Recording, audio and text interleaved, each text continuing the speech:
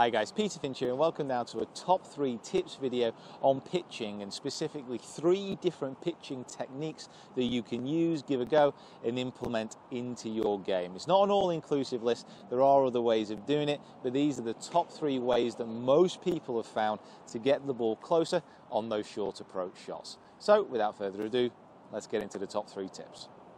Now the first way that I want to kind of show you guys is what I would kind of class as a basic pitching technique. It involves very sound, very well tested and very well tried techniques and positions which will get the ball down to the target.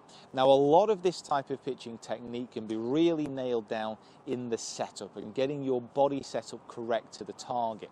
Now I've got a 50-yard basket just down here, and what I'm going to do is talk you through the setup first of all of this technique. Now first of all, we want to be getting the club face aligned to the target. So it's picking your target line from the target back to the ball, getting that club in behind the actual shot, and then from here getting the feet and the hips slightly open to that target line. Now what this does, it presets the hips into an impact position, because over a short shot you don't have time to rotate that much. So it's presetting them into an impact position. My ball position here, I'm keeping pretty much in the middle of my stance because I don't want to hit it too low or too high.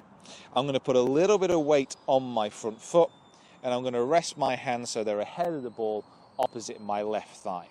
Now this technique is a basic technique, also known as the triangle technique, because what it involves is keeping the shoulders, the arms and the hands in this triangle shape, going back and going through. Now if nothing breaks down within that actual technique, because you're set up with your weight forward and your hands slightly ahead of the ball, what will happen is your angle of attack will be descending onto the ball. You'll hit the ball first and then the turf, and as long as those wrists don't kind of flick up through impact, you'll get a very consistent actual shot. What actually using this triangle and the shoulders back and through does, it allows you to get a consistent swing length back and a consistent swing length through, and allows you to control the distance a little bit better. Now something with all these pitching techniques that you do want to do is make sure that your sternum is pretty much over the ball and it doesn't shift back or away. It stays nice and centered over the actual shot. So I've got my setup here, I've got my weight forward, my hands ahead. I'm going to use my shoulders back and through, keeping that triangle together, and get the ball down towards that eventual target. And like I said, what it does, it just makes sure that that swing arc bottoms out just after the ball. This isn't about taking a divot, it's just about getting the swing arc just after the ball and getting it down towards the target. That's a bit better. Oh, just short. But you can see there, just a little patch gone, and that's all you really need to see. So let's move on to the second type of pitching technique that you can use.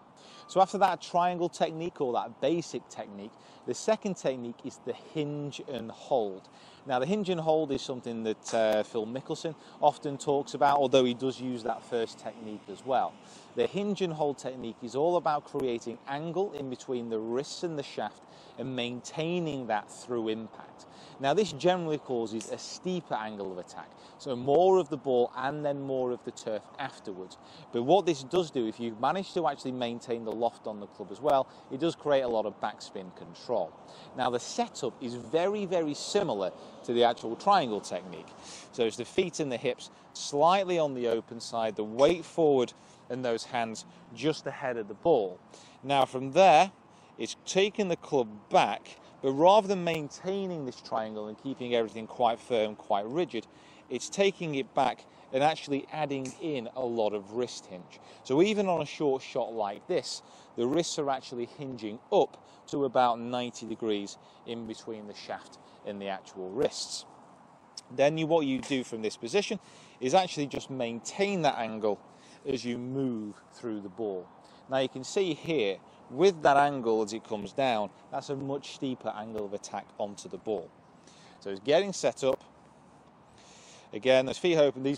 My ball position here, I'm going to keep in the middle, although you can move it a bit further back with this one as well, just to ensure an even steeper angle of attack. But sternum over the ball, I'm moving my shoulders away, but I'm adding in this wrist hinge and then maintaining it as I actually come through the ball. So hinging up and holding as you come through, and you saw that You saw there how much steeper that angle of attack was down into the ball.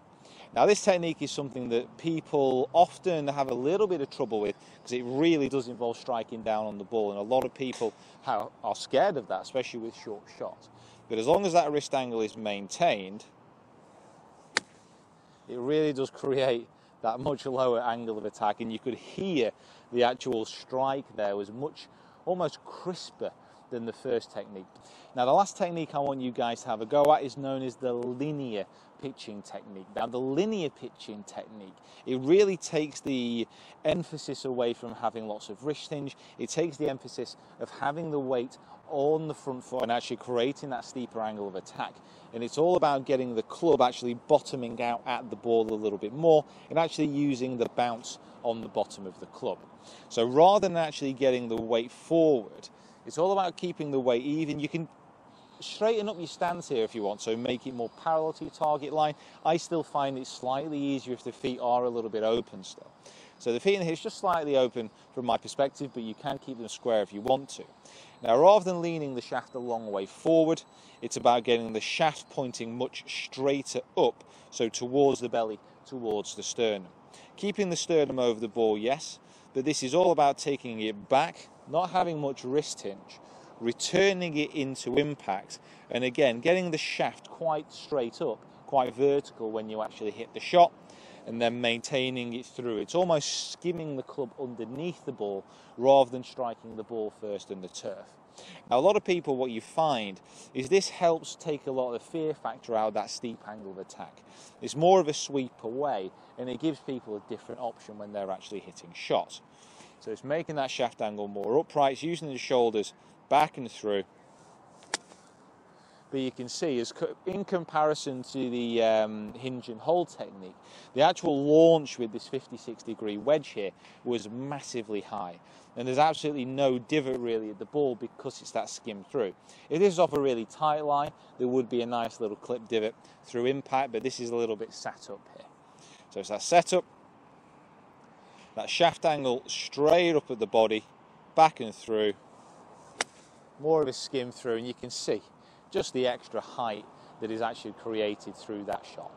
So those are the top 3 pitching techniques that you can give a go, take away, and let me know how you get on. Like I said, there's no 100% correct way of actual pitching.